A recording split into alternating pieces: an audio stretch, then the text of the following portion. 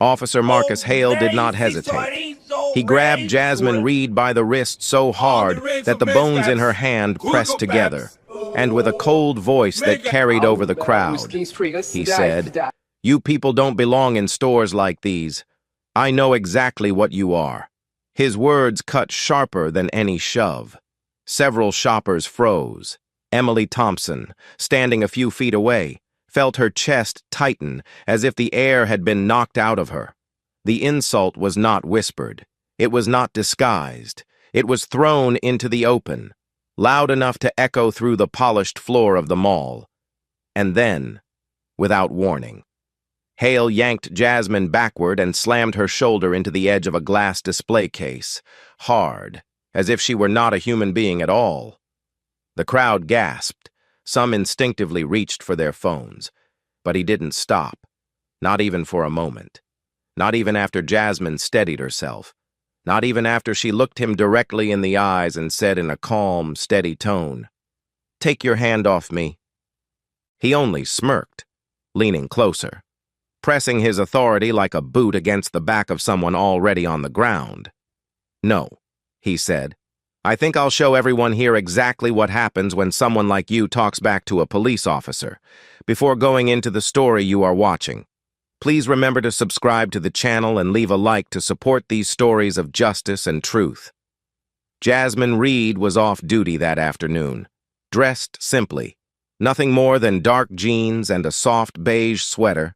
No badge on her belt, no weapon, no sign of the life she lived behind the scenes, to everyone else in the mall. She appeared to be an ordinary woman taking a quiet Saturday to browse with her friend, stopping in front of a luxury handbag display as the two of them laughed over colors and styles. Emily had worked at the mall for years and knew how often security was called for no reason at all, especially when the person browsing was black. But she had never seen anything quite like Hale. He didn't approach with questions.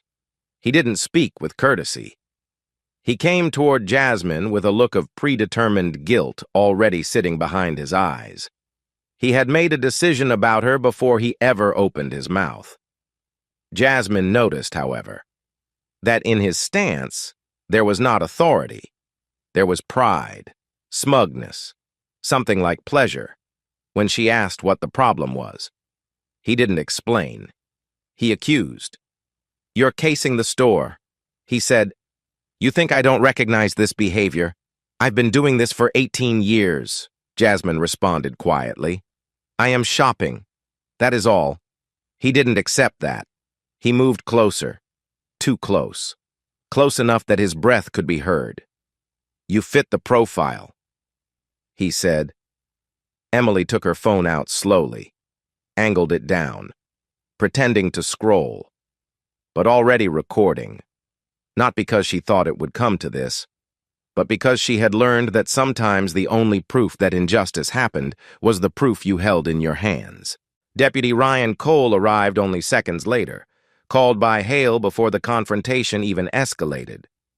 Cole was different. His steps were unsure.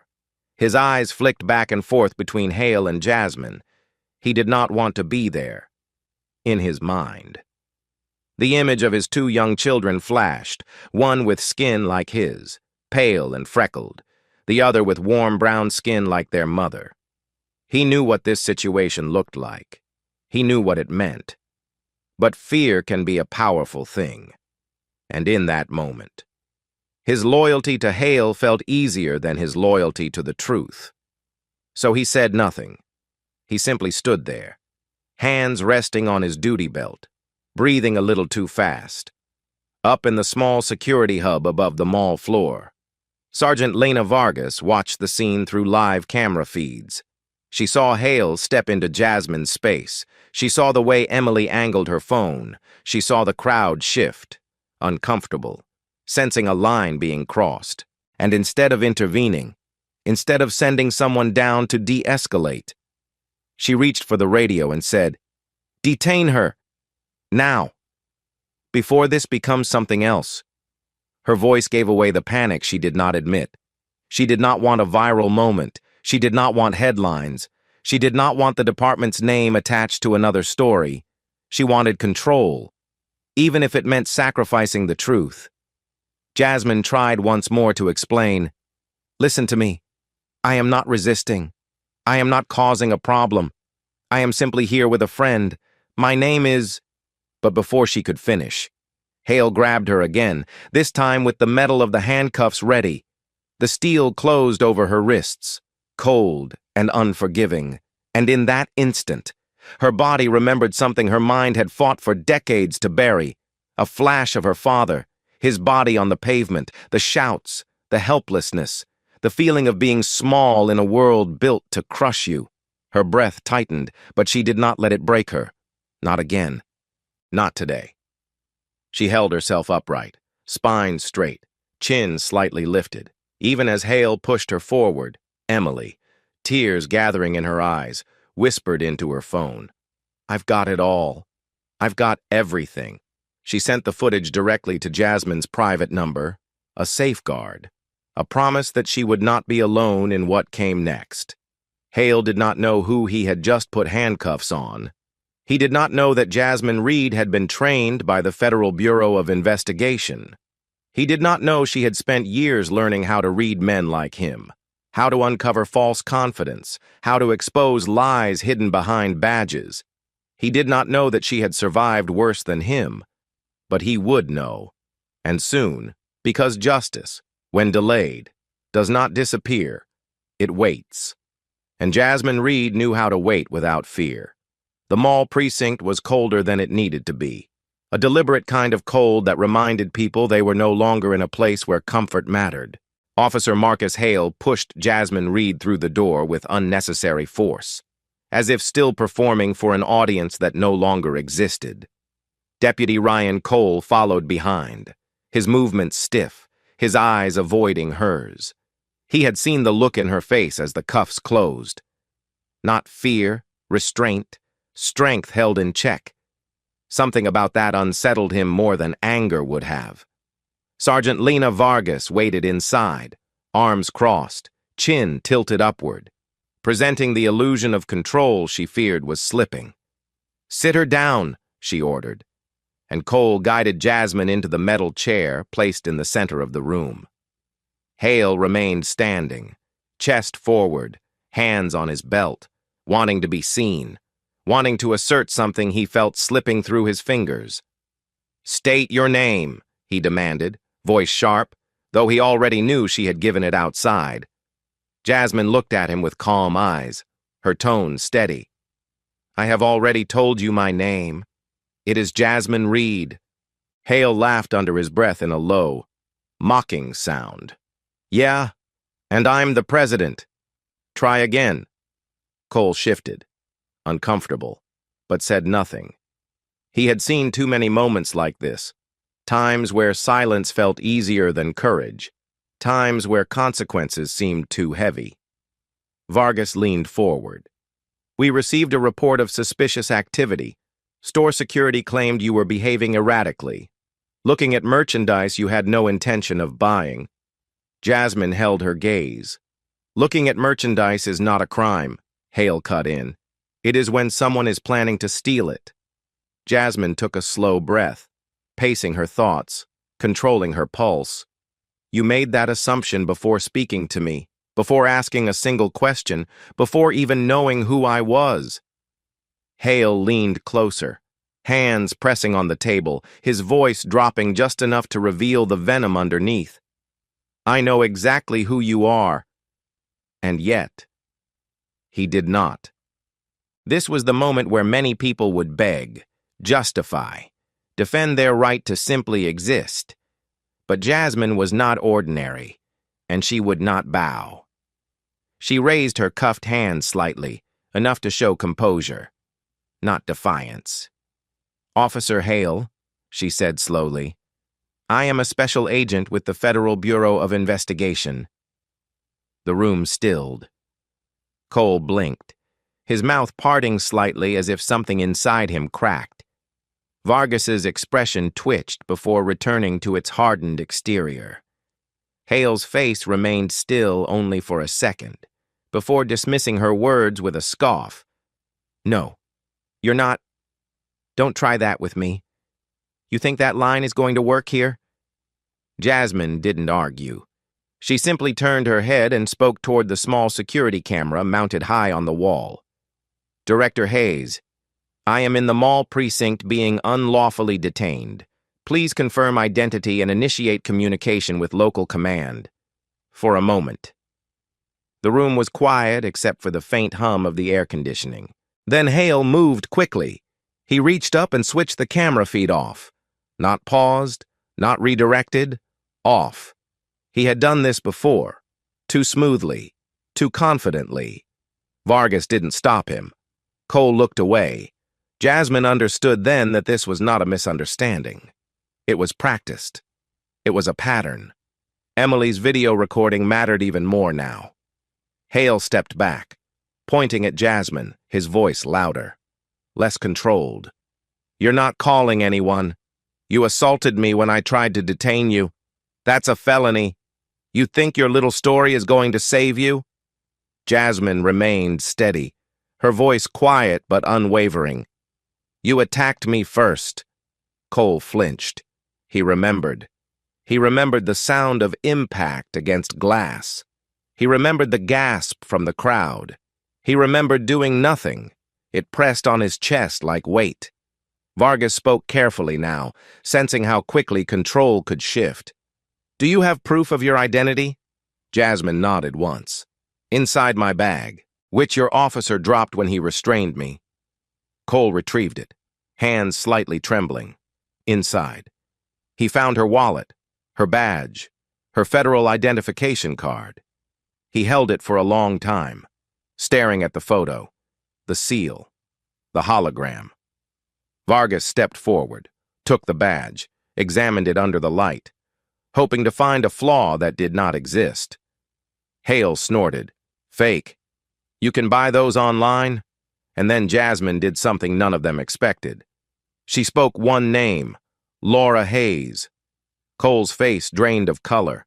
He knew that name. Everyone did. Director of the FBI field office, the kind of person who did not involve herself in petty matters unless there was real cause. Jasmine continued, her voice slow, measured. She is expecting my call, and as if on cue. Cole's radio crackled. A voice came through. Formal, direct. This is Chief Samuel Brooks. Release the detainee immediately. Director Hayes has verified her identity. I am en route. Hale's jaw tightened. Vargas's eyes widened. Cole's breath left his chest in a quiet exhale, relief mixed with dread. Hale, however, did not release Jasmine. Instead, he stepped closer, his voice low, bitter, almost shaking. You think you've won something. You think this is over. But I have friends. I have protection. And I will make sure you regret what you are doing. Jasmine met his stare without blinking. What I am doing, she said softly, is letting the truth speak. Hale stepped back. But the hatred did not. He stormed from the room, slamming the door, a sound sharp enough to make Cole flinch. Vargas followed, whispering urgently as though already planning the next move. Cole stood alone with Jasmine. He wanted to apologize. He wanted to say he was sorry for what he allowed, but words did not come. Jasmine did not expect them. She simply stood as he unlocked the cuffs. When her hands were free, she flexed her fingers slowly, not dramatic, not vengeful, controlled, before leaving. She looked at Cole, not with anger, but with something heavier. You know this was wrong, she said. Cole swallowed hard. I know. And he did. Jasmine walked out of the precinct not as a victim, but as someone who had already begun the fight. Hale was already planning, already burning, already calling his brother. But Jasmine had the truth, and the truth was patient. That night, Jasmine Reed returned to her home in the quiet Atlanta suburbs, a neighborhood where porch lights glowed softly and the world seemed, at least on the surface, calm. But calm was not what lived inside her chest. The bruise along her shoulder had darkened to a deep purple. the ache pulsing with every movement, though she hardly acknowledged it. She sat at her kitchen table with her phone placed in front of her, the video Emily had filmed waiting on the screen. Emily had sent a message with it that simply read, "I'm here." Jasmine looked at those two words longer than she looked at the footage. Support mattered, witnesses mattered, truth mattered, but truth needed proof, and she knew Hale was already trying to erase it. At that same moment, inside the mall security hub, Officer Marcus Hale and Sergeant Lena Vargas stood over the computer terminal. Hale's jaw was clenched tight, his face still flushed from humiliation. "Delete it," he said. Vargas hesitated, not because she cared about integrity, but because digital trails had a way of coming back. "If we wipe the main feed, it will show missing segments," she said. Hale's voice sharpened. "Then replace it. Cut clean segments from earlier. Make it look like a camera error. You've done it before." And she had, too many times. Deputy Ryan Cole stood near the doorway, watching the scene unfold with a heaviness in his chest, listening to the tapping of keys as Vargas rewrote the afternoon into something else, a story with the truth removed. But he could not remove what he saw. He could not delete his memory. He could not pretend the sound of Jasmine's shoulder striking the glass was anything but violence. He drove home in silence, unable to face his wife, unable to look at his children, knowing his daughter was old enough to ask why he was quiet and young enough to believe whatever he told her. But that night, he had no words. At Jasmine's home, a familiar voice filled the space when she answered her phone. "This is Director Hayes." The tone was firm, but not cold.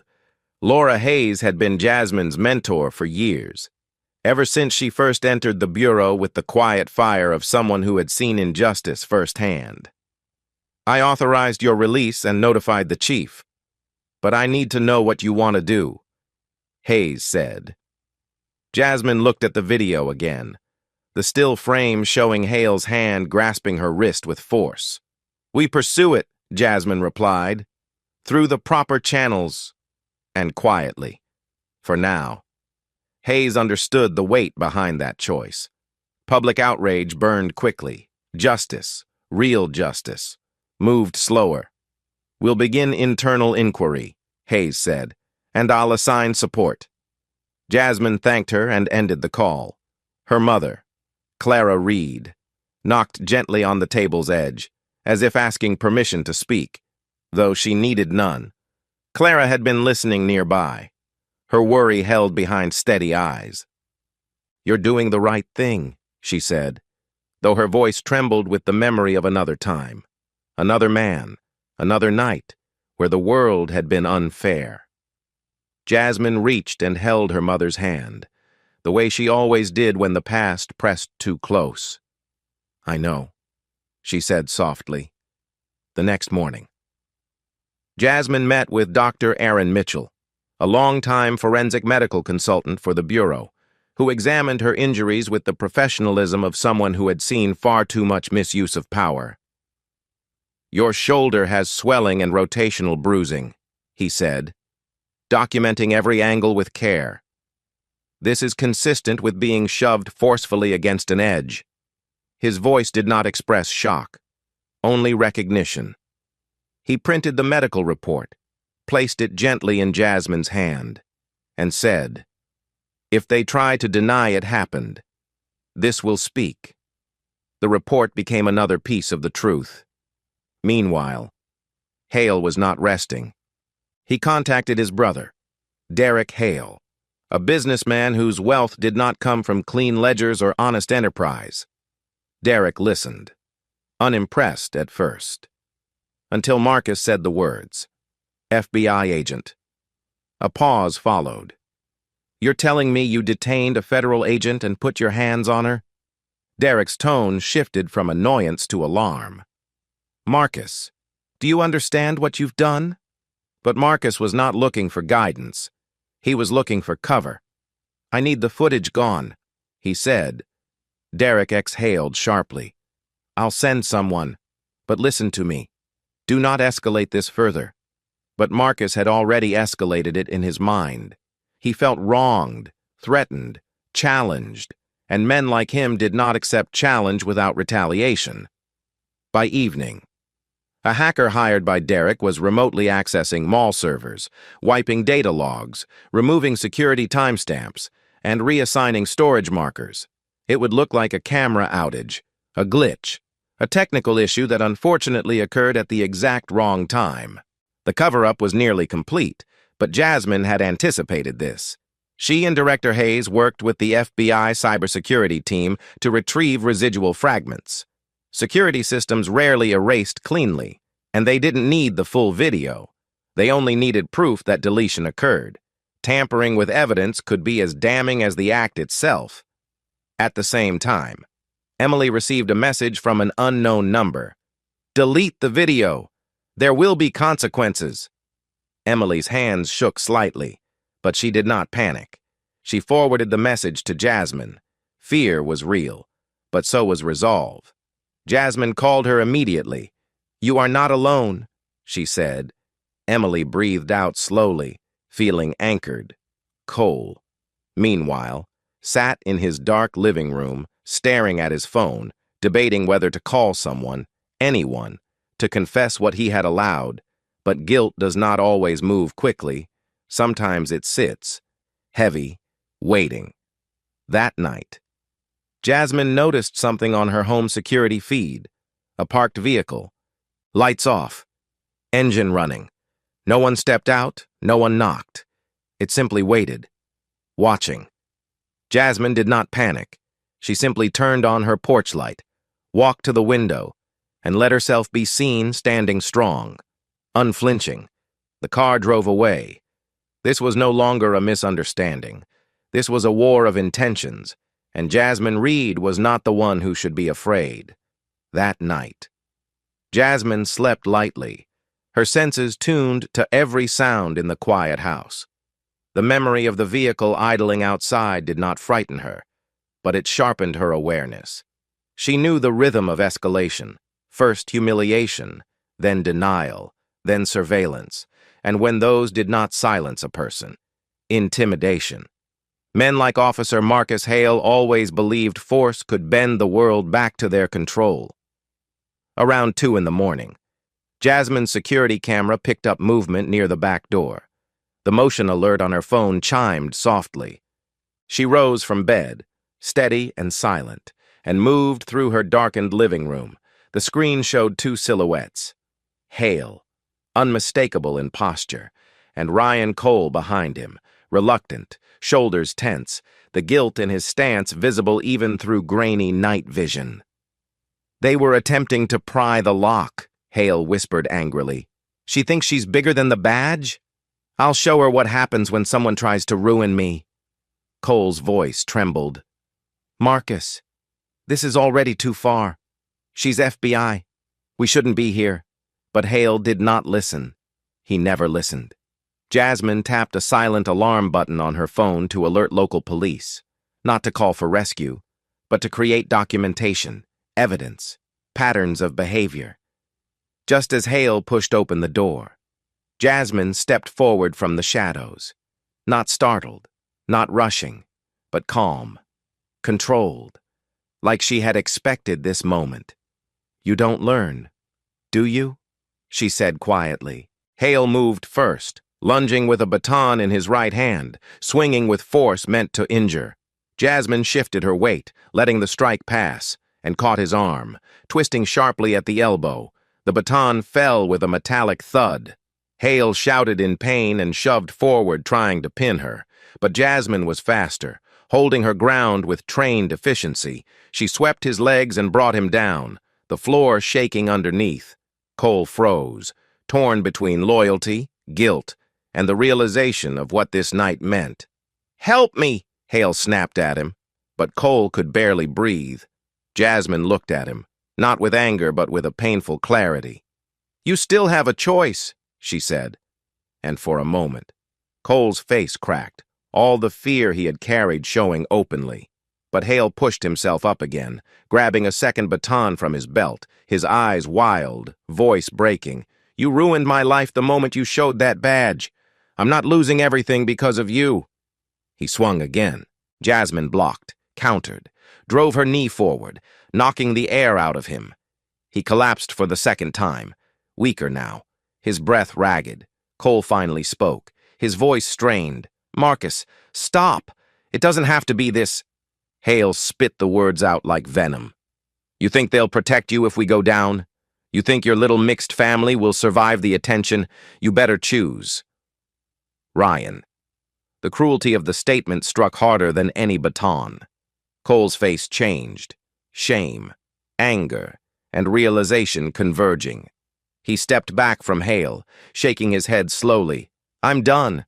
Marcus." The police sirens could be heard distantly now. Hale heard them too. Panic flickered in his eyes. He staggered toward the back door to escape, limping, furious. Cole hesitated only a moment before following him out into the night, both disappearing before the patrol car arrived. The officers who responded found no intruders, only a damaged door and Jasmine standing composed, her breathing steady. She did not claim fear. She stated facts. She filed the report. She made sure every word was recorded after they left. Jasmine contacted Director Hayes, who arrived within the hour along with FBI legal advisor Sophia Nguyen. They gathered in Jasmine's living room, the early morning quiet surrounding them. Jasmine replayed the footage on the screen, showing Hale's forced entry, his attack, Cole's hesitation. Hayes watched with a controlled fury. "He is spiraling," she said, "and when dangerous men spiral, they become sloppy." Sophia was already taking notes, building the legal framework, forced entry, assault with a deadly weapon, intimidation, retaliation against a federal agent. This is more than misconduct. This is criminal. Jasmine nodded, but she knew something else. Hale would not stop now. He would try again, in a place where he believed he held power, the mall, the precinct, somewhere familiar, somewhere he could corner her. And Jasmine understood that to stop him. She would need to move, not with fear, but with intention. She spent the next day gathering information from Director Hayes and investigative journalist Kevin Patel, who had already begun identifying mall witnesses, a young couple, a store clerk, a security guard who had pretended not to see. Their statements aligned. Hale had acted without reason, without cause, and Vargas had ordered the arrest minutes before the confrontation even escalated. Meanwhile, Cole sat in his car outside his own house. Unable to walk inside, he knew his wife would ask him what was wrong. He knew his daughter would hug him as if nothing had changed. And he knew he no longer deserved either of those comforts. Vargas, on the other hand, was unraveling under the weight of her own contradictions. Her daughter, a teenager with a mind sharp enough to sense truth, had already begun asking questions she could not answer. And Hale, now cornered, called Derek again, voice shaking, demanding help, demanding money, demanding someone else clean the mess he made. Derek hesitated. Scandal was expensive.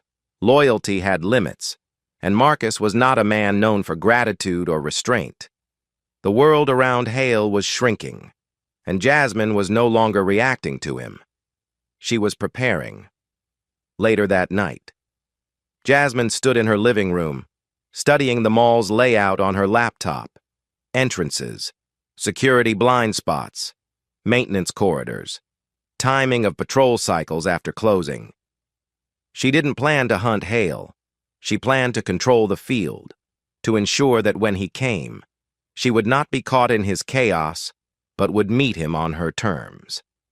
She closed the laptop slowly and whispered to herself, not in anger, not in bitterness, but in resolve. I am not afraid, because fear belonged to those who acted in darkness, those who hid their actions behind authority, those whose power depended on silence, and Jasmine Reed was not silent. The mall was a different place at night, without the noise and footsteps of weekend shoppers.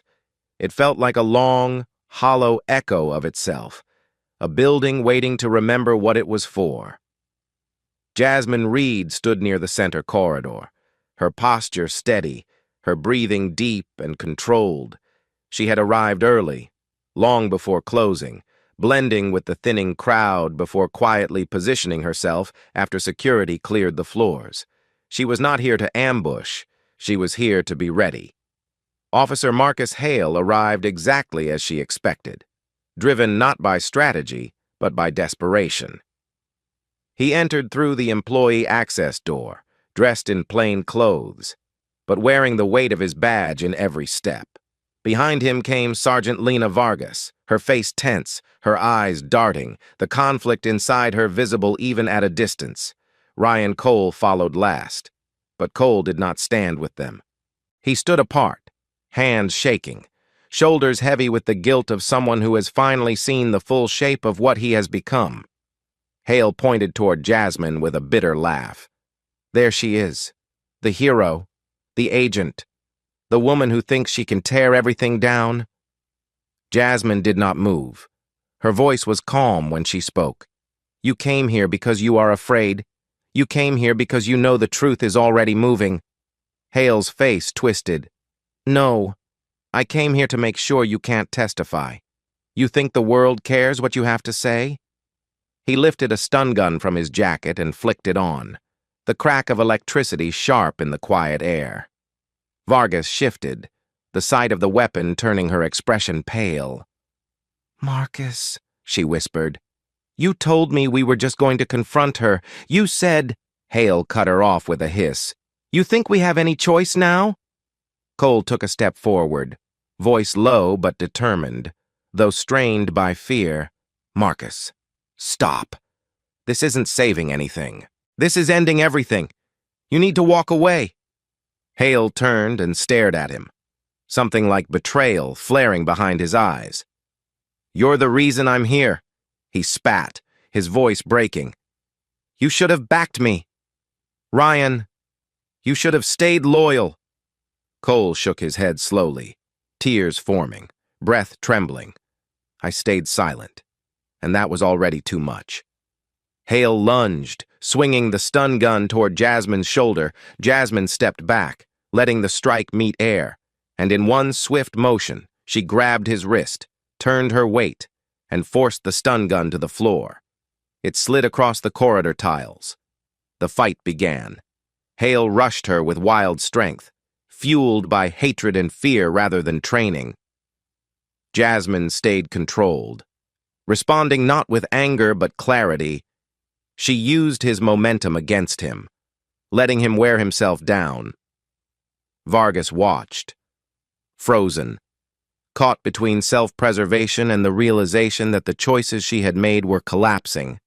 Cole stood in place, hands shaking, unable to breathe. Hale reached for a display stand, grabbed a heavy metal holder, and swung it. Jasmine ducked, letting it crash behind her, the sound ringing through the empty shopping hall. She countered with a strike to his arm, then his ribs, then stepped back to give him the chance to stop. But Hale did not stop. Hate was driving him now, deeper than logic, deeper than fear, deeper even than consequences. You think you can beat me? He shouted, charging again. You think you are better because you hide behind a badge? Jasmine held his eyes. I don't hide behind anything. Hale tackled her. They hit the floor hard. Jasmine absorbed the impact, rolled, and locked her legs around his arm, bracing to break the grip. Hale struggled wildly, but his strength was fading, his breath ragged. Vargas finally moved, stepping forward as though to intervene, but Jasmine met her gaze. Don't, she said, voice clear, steady. You still have a choice. Vargas's breath shook, tears forming from pressure she could no longer hide. I didn't mean for it to go this far, she whispered. Jasmine did not respond. Some truths did not need answering.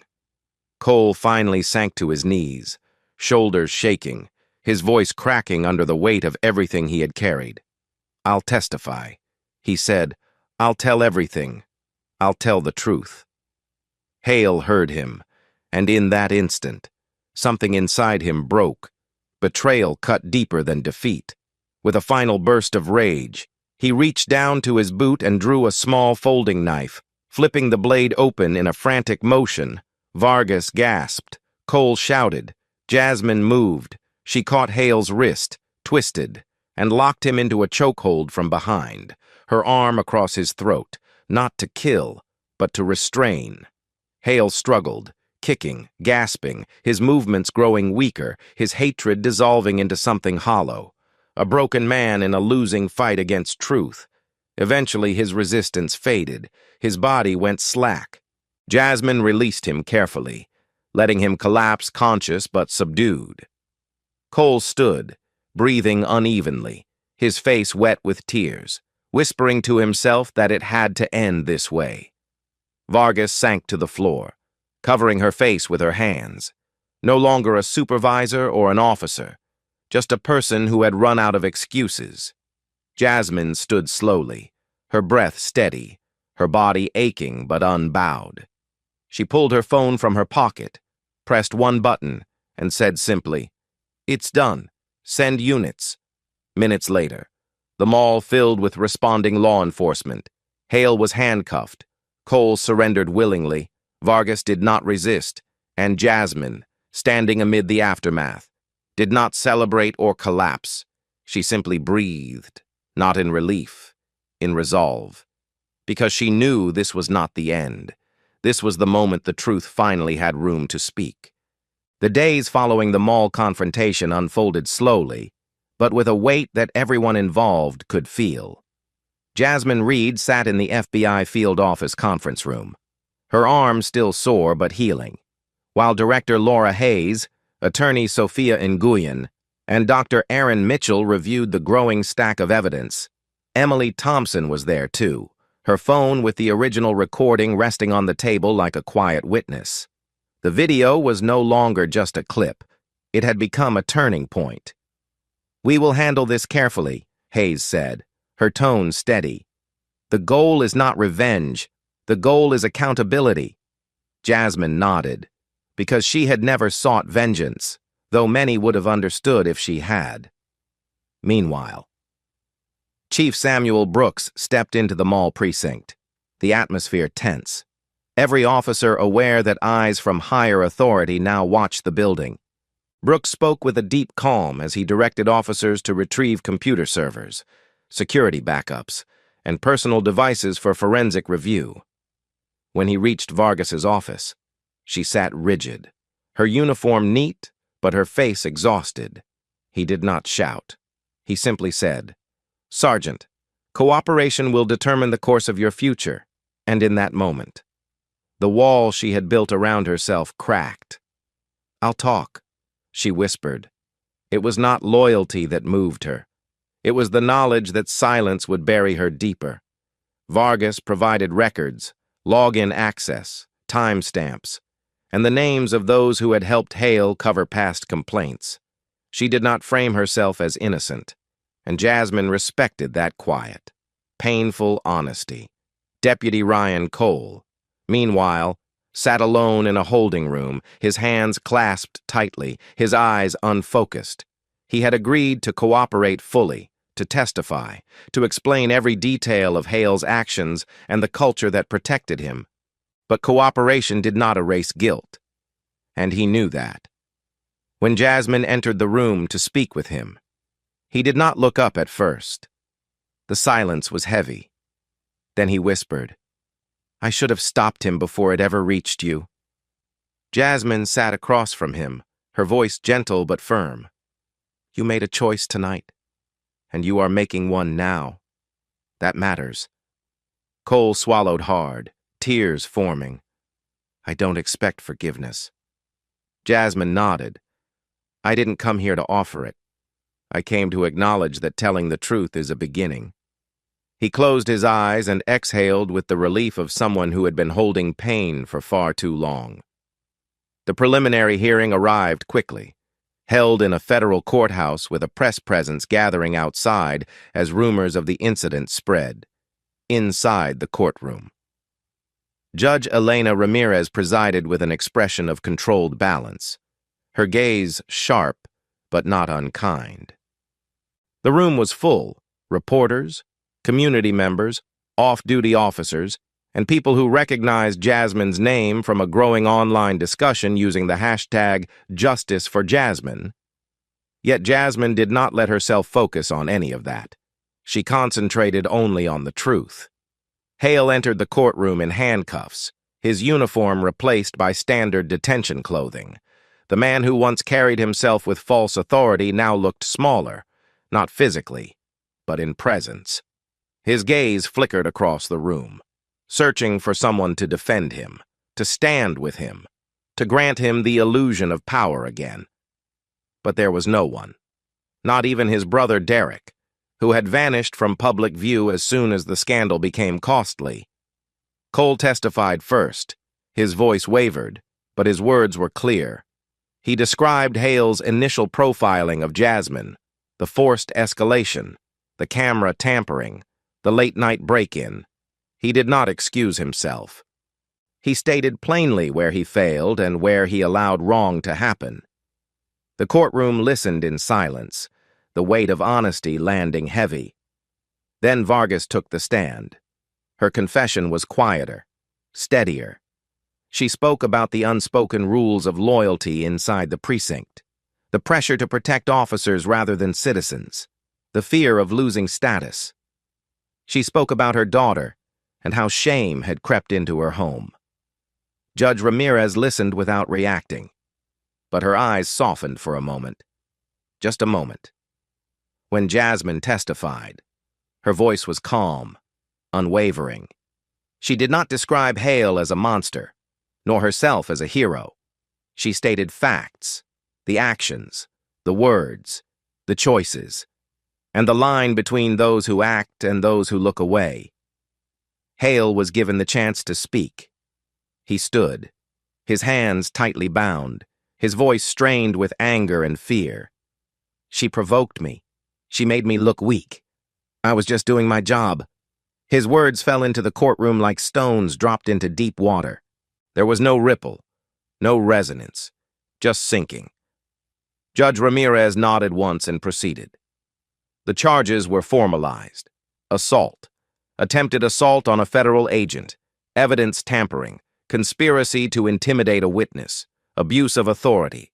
Cole would face sentencing but received consideration for cooperation. Vargas would avoid prison but face full dismissal, pension removal, and long-term probation. Hale was denied bail. The hearing ended, but the attention did not outside. Families gathered, some cheering for accountability, others expressing anger that a police officer could be judged so harshly. Jasmine walked out of the courthouse slowly, her mother's hand slipping gently into hers. Clara did not speak. She didn't need to. Jasmine looked around at the faces, some hopeful, some hardened, some uncertain. She knew this moment was not victory.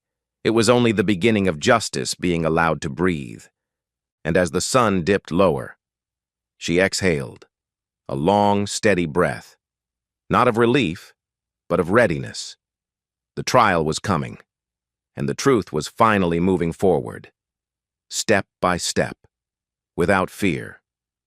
The main trial began 3 weeks later in the federal courthouse, and the atmosphere was heavier than before, as if the walls themselves understood that what happened inside would echo far beyond the room. Jasmine Reed walked in with calm steps, her posture upright, her expression composed, the weight of the past steady but not crushing. The jury had been selected with care, 6 white members, 4 black, 2 Asian, a balance that reflected both the city and the complexity of the case. Some came in skeptical, some already sympathetic, and others uncertain, but all were asked the same question. Could they listen to truth without bending it to fit belief?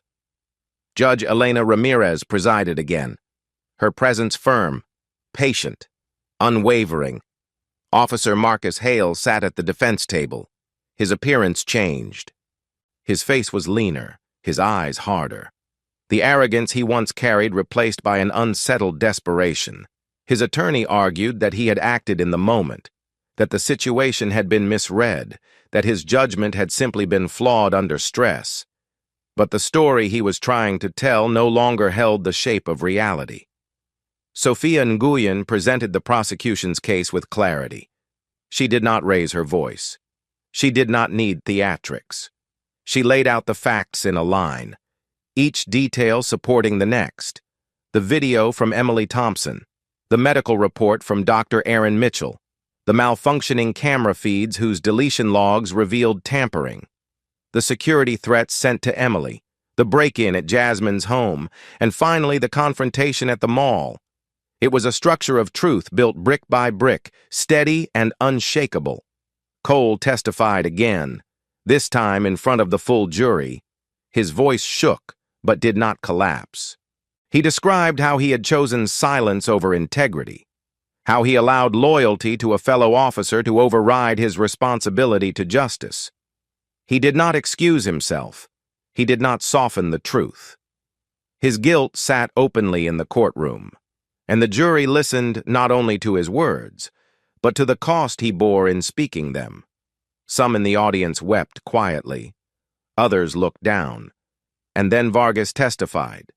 She was composed, but her voice carried the hollow weight of someone who had lost what she valued most, her pride, her reputation, the respect of her own daughter. She spoke about the culture inside the precinct, the subtle messages that told officers to protect one another even when they were wrong, the unspoken rule that authority must never appear weak. She admitted what she had done. She admitted she knew it was wrong. And she said, in a quiet tone that no one expected, I believed I was protecting a system, but I was only protecting fear. Even the courtroom reporters paused at that line. When Jasmine took the stand, the room became still. She spoke calmly, her voice clear and resonant, her words carefully paced so that every juror could follow not just the events, but the meaning behind them. She described the mall, not with dramatics, but with precision, the accusation, the shove, the cuffs, the humiliation spoken aloud. She told them she did not fight physically, not because she was weak, but because she had learned long ago that some men look for any excuse to claim threat where there is none. She spoke about the break-in, the fear that could have taken hold but did not, and she told them why she chose to stand here, in front of them, telling this story. Because silence allows the same wounds to repeat, and I have lived through the cost of silence. The courtroom was silent when she stepped down. No one fidgeted. No one coughed. It was a quiet shaped by understanding. Hale was given the opportunity to speak in his own defense. He stood slowly, gripping the edge of the table as though the world beneath him were shifting.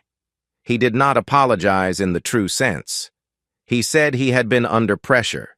He said training had not prepared him. He said he did not intend harm. But the words rang hollow. Not because they were entirely untrue, but because they lacked the one thing that would have made them real. Accountability. The jury saw that. They saw the distance between regret and responsibility. And so, after deliberation, the verdict was read. Guilty on all major counts: assault, attempted assault on a federal officer, witness intimidation, conspiracy, evidence tampering, and abuse of power. Cole was sentenced next. 5 years in federal custody, with the possibility of reduction for continued cooperation. His face broke when he heard it, but he did not protest. He accepted it. Vargas received 10 years probation, full removal from the force, loss of pension, mandatory counseling, and community accountability program participation. Her punishment was not physical confinement, but the lifelong work of rebuilding the part of herself she had betrayed. Finally, the courtroom turned to Hale. Judge Ramirez spoke slowly, clearly. her tone solemn but unmoving. "This case is not only about what you did, but about the authority you believed allowed you to do it without consequence. The law does not serve power. The law serves justice." And then she delivered the sentence. 20 years in federal prison. No possibility of early release before 10. Hale's face did not change at first. It was as if the meaning took time to reach him, like a sound traveling through fog. Then his shoulders sagged, not in remorse, in defeat. Jasmine did not celebrate. Emily did not cheer. Clara Reed placed her hand over her heart and closed her eyes, letting her breath ease out slowly. The courtroom exhaled with her. The legal system had spoken, not perfectly, not magically solving the world, but clearly, and clarity was its own kind of justice. Jasmine walked out of the courthouse into the late afternoon light, her step steady, her expression calm. The trial was over, but the work, her work, was not. Months passed after the sentencing, and life in Atlanta slowly shifted in ways that were subtle at first, then unmistakable. The headlines about the trial faded from the front page, replaced by new stories, new controversies, new discussions. But the consequences of what happened did not fade for the people involved. Officer Marcus Hale began serving his 20-year sentence in a federal penitentiary, where the uniform he once used as a shield no longer held power. The man who had stood in the mall with his chest raised and his voice sharp now sat in a narrow cell with quiet walls and long hours to think. The inmates around him did not care about his authority, his badge, or his history. Reputation in that world was shaped by character, not rank, and Hale found himself without allies. Letters he sent to his brother Derek went unanswered, and eventually he stopped writing. His marriage dissolved quickly, his wife filing for divorce within a month of the verdict. The house he once lived in was sold to pay part of the settlement. The life he built, or believed he held together through control, had come apart, piece by piece, until all that remained was the truth he had refused to face. And though he tried, at first, to blame Jasmine, to blame the system, to blame everyone but himself, those thoughts had less room to grow in the starkness of his new reality. The silence in that cell made him confront the person he had chosen to become. It was not redemption. It was simply consequence. Ryan Cole served his sentence in a lower security facility, where he spent his days working quietly in the library. He wrote letters to his children, his wife visiting when she could, though the distance between them was not easily crossed. Cole did not ask for forgiveness. He understood that trust, once broken, could not be mended quickly. But he also understood that remorse meant change, and he committed himself to that work daily. The hardest part was not confinement, it was reflection. He read books about justice, power, and responsibility, sometimes copying lines into a notebook, not because he needed them, but because he needed to remember what had been in front of him all along. Vargas, meanwhile, lived in near isolation. She was not imprisoned, but the world she had shaped her life around no longer welcomed her. The badge she once guarded with pride was gone, along with the pension she had imagined would carry her into retirement. She took a job at a small community center, sweeping halls and sorting donated supplies, and though no one there knew who she was, she moved with the quiet grief of someone who had seen their reflection clearly for the first time. Her daughter visited her often, not with anger, but with caution. Their conversations were simple, not yet healed, but no longer severed. Sometimes, healing did not look heroic. Sometimes, it looked like two people trying again, one shared word at a time. Jasmine Reed did not seek attention after the trial. She returned to her work, but with a new sense of purpose that was quieter and deeper. She was promoted within the Bureau, recognized not just for her skill, but for her poise under pressure, her refusal to let injustice grow unchecked, her clarity of judgment. Yet, she did not celebrate the promotion with grand gestures. She simply continued. Emily Thompson, encouraged and inspired by what she had witnessed, helped Jasmine establish the Reed Thompson Advocacy Fund, offering resources and representation for victims of discrimination who often lacked access to legal support. Donations came in slowly at first, then steadily, then substantially. People who had been silent found their voice, not through anger alone, but through hope that change could be built piece by piece. Jasmine's mother, Clara, watched her daughter with quiet pride. She had carried the weight of loss for many years, the memory of her husband still echoing in her heart. But now she saw in Jasmine not the pain of the past, but the strength shaped by surviving it. They sat together on warm afternoons, sharing tea, speaking softly, allowing peace to exist where once only grief lived. There were critics, of course, people who claimed the sentencing was too harsh, who said policing would become weaker, who argued that Jasmine had overstepped. But Jasmine no longer measured herself by opinions that could not see the truth, even when it was spoken clearly. Change always brought resistance. That did not make it less necessary. One morning, Jasmine was invited to speak at a national conference for law enforcement reform. She stood on the stage, looking out at hundreds of officers, lawmakers, activists, and community members. She did not speak about Hale, or Cole, or Vargas. She spoke about patterns, choices, systems that needed accountability to remain just. She spoke about courage that does not always roar. Sometimes, she said, courage is quiet. It is a hand that does not shake when telling the truth. It is standing up when standing up is costly. When she finished, the room was silent for a long moment, and then applause rose, not explosive, not theatrical, but deep, sustained, meaningful. Jasmine walked off the stage and exhaled slowly. The world was not fixed.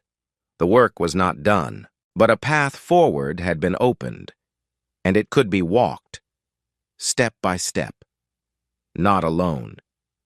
She returned home that evening, greeted by the warm sound of her mother's voice and the familiar calm of her living room. She closed her eyes for a moment and let the peace settle. Justice, she knew, was not a destination. It was a practice, and she was ready to continue it. Thank you for watching this story. If it touched you, if it made you think, please take a moment to like the video and subscribe to the channel. Your support helps these stories reach more people.